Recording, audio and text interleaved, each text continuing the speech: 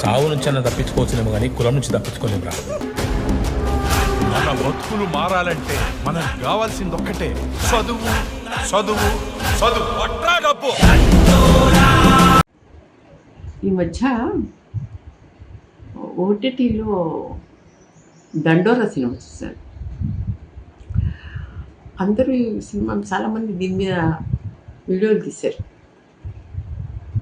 నాకు కూడా ఒకటి చాలా అనిపించింది. ఏంటంటే ఈ సినిమా తెలంగాణ గ్రామీణ నేపథ్యంలో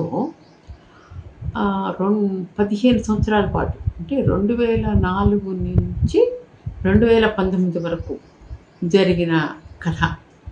కుల వ్యవస్థలో ఎలాంటి మార్పులు వచ్చాయి అనేది ఈ సినిమా చూపించింది. ఇందులో స్పెషల్గా చెప్పుకోవాల్సింది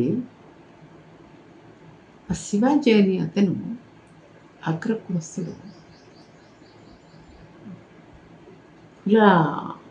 కులాభిమానంతో ఎట్లా ఒక అమాయకుడి మరణానికి కారణమవుతాడు. ఆ కారణంగా తను చాలా ప్రేమగా చూసుకుని కన్న కూతుర్ని ఎలా దూరం చేసుకుంటాడు.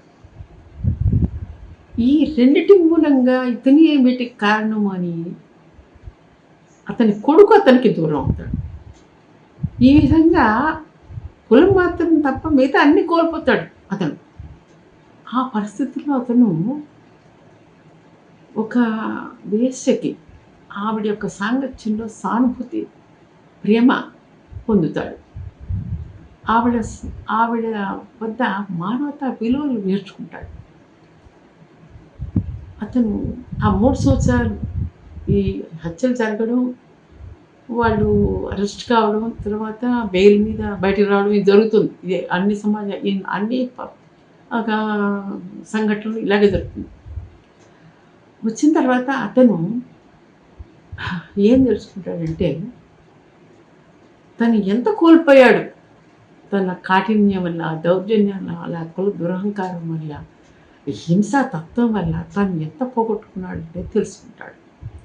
ఇంతకన్నా తన తప్పు గ్రహించి పశ్చాత్తాపడడం, ప్రాయశ్చిత్తం చేసుకోవడం, సత్యం వైపు నిలబడం, సత్యాన్ని ఎత్తిపెట్టడం, ఇది చాలా ముఖ్యం. అది తనకి ప్రశాంతత ఇస్తుంది అతను గ్రహిస్తాడు. గ్రహించి జడ్జి ముందు నేను నా కారణంగా నా కులం వాళ్ళందరూ కలిసి ఈ హత్య చేశామని ఒప్పుకుంటాడు. ఒప్పుకున్న మూలంగా శిక్ష పడితే అతను అంటాడు, ఇప్పుడు నాకు చాలా ప్రశాంతంగా ఉంది, నేను చాలా హాయిగా ఉన్నాను అంటాడు.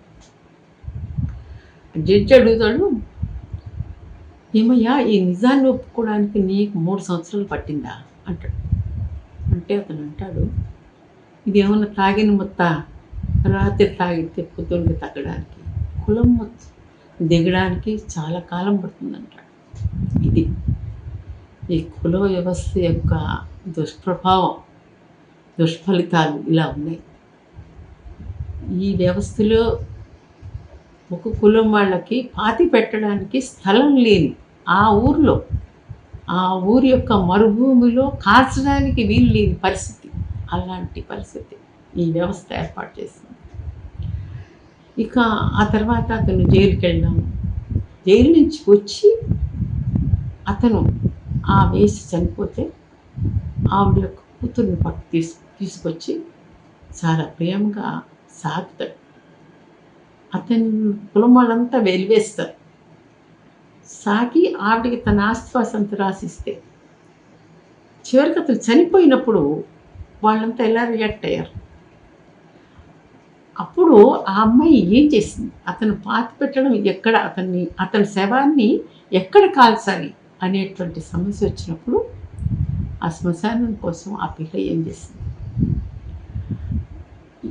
అతనికే కాదు, ఆ గ్రామంలో ఎవరు చనిపోయినా వారిని కాల్చిపెట్టడానికి కానీ పూడ్చిపెట్టడానికి కానీ అవసరమైనటువంటి మరుభూమిని తను రాసిచ్చినటువంటి ఆస్తిలోంచి రాసిచ్చింది అమ్మాయి. తీసిస్తాను, అక్కడ చేయండి అని చెప్పింది. అందరి కోసం శ్మశానం. అందరూ ఒకేలా పుడతారు, కానీ కుల వ్యవస్థలో అందరూ ఒకేలాగా చనిపోరు. ఈ నిజాన్ని చెప్పేటువంటి సినిమా ఇది. ఇది గొప్ప సినిమా. ఈ సినిమాని వినోదం కోసం కాదు, మానవతా విలువల కోసం తప్పకుండా చూడండి. ఏం పెద్ద మనిషి, నువ్వు చేసింది తప్పు అని తెలుసుకోవడానికి 3 సంవత్సరాలు పట్టిందా? కళ్ళు మత్తు కాదు కదా సార్, రాత్రి తాగింది పొద్దుగాల దిగనీకి. కులం మత్తు సార్, టైం పట్టింది.